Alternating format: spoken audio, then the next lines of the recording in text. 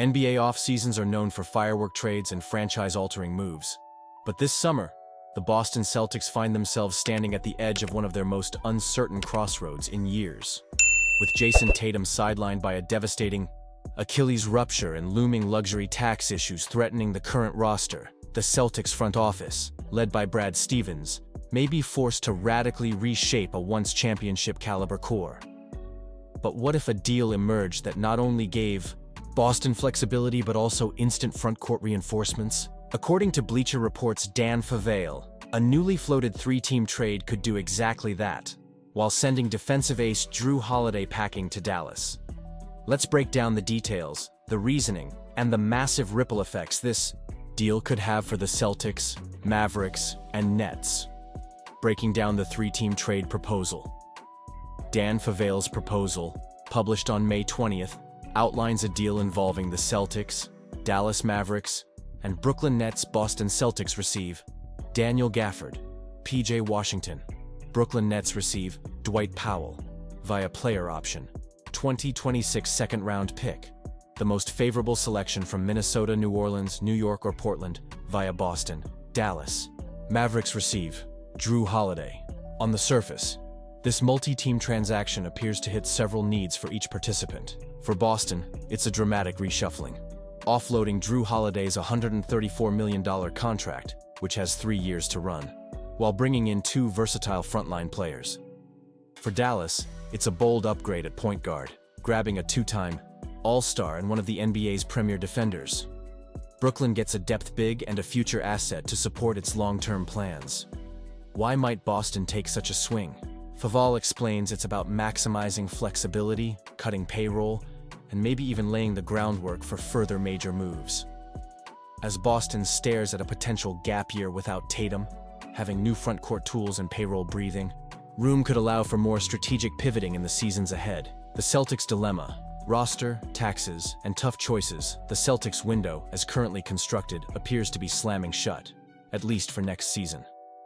Jason Tatum's Achilles rupture has not just robbed Boston of its superstar on the court, but forced Brad Stevens to confront a simple, painful fact.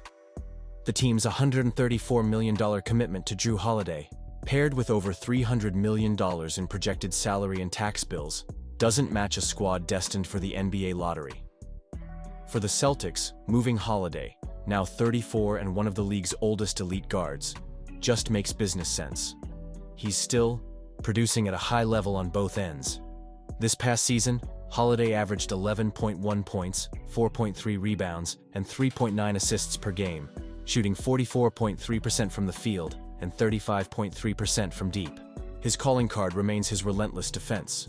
Many argue he's the best defensive guard in the league, rivaled only by names like Alex Caruso.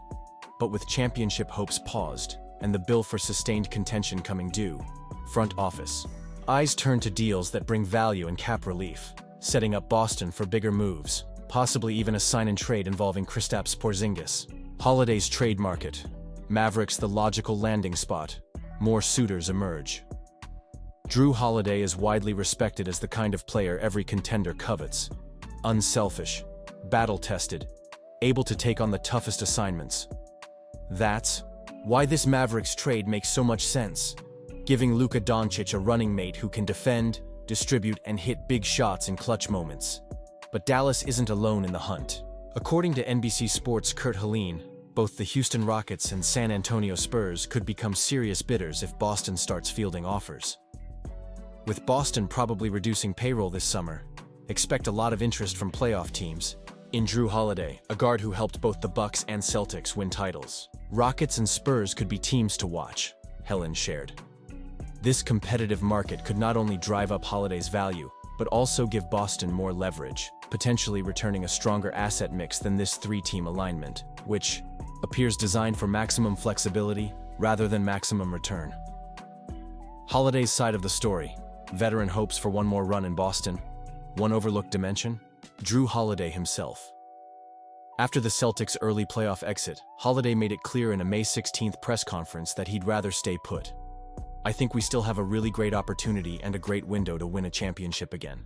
The talent on this team, on the court, in the coaching staff, even Brad Stevens, it's been amazing. So yes, the chance to win is now. And I still want to be a part of that. Holiday's professionalism and willingness to commit have gained him deep respect in the locker room and among Celtics fans. Still, through no fault of his own, Boston may have to choose between honoring that commitment and focusing on a distant championship horizon. The team may not truly compete until 2027 or later. For Holiday, a move to Dallas would give him the chance to immediately contend for a ring alongside Luka, Kyrie Irving, and a team ready to pounce in the West. New faces in Boston, Gafford and PJ Washington's potential impact. So, what would Boston really be getting in return for Holiday? Daniel. Gafford is an emerging big man, best known for his rim protection, hustle, and energy off the bench. With the Celtics potentially losing front-court depth and contemplating a Porzingis trade, Gafford would offer much-needed size and physicality. PJ Washington is a versatile forward with a developing three-point shot who can guard multiple positions and stretch the floor. He's the kind of piece who can bridge the gap while the Celtics rebuild and offer valuable flexibility as Tatum works back to health. Combined, the duo could help stabilize a Boston rotation during a turbulent, transitional season, and even become asset chips in future deals. The broader NBA picture. What does this mean for the league? If this three-team trade, or something like it, lands, the effects would ripple across the league. Boston leans into a strategic reset, Dallas pushes itself deeper into title contention, and Brooklyn quietly reloads for the future. Other Jrue, Holiday suitors, from the Spurs to the Rockets, would be forced to pivot and reconsider their paths to relevance. Meanwhile, fans and analysts alike would be reminded just how quickly fortunes can change in the NBA. Just 1 year ago, the Celtics looked poised for years of dominance. Now, after one devastating injury and a looming tax crunch, the organization is suddenly forced to choose between loyalty and a necessary rebuild. Is change the right move, or will it haunt Boston? Brad Stevens faces perhaps the toughest decisions of his career.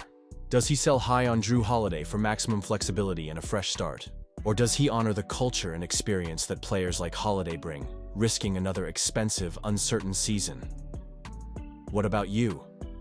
Would you roll the dice on a rebuild to prepare for Tatum's healthy return, or double down on veteran leadership? For one last run, if you enjoyed this breakdown and want your voice heard, tap that like button and jump into the comments. Who wins this proposed deal, and what would you do if you were in the Celtics front office?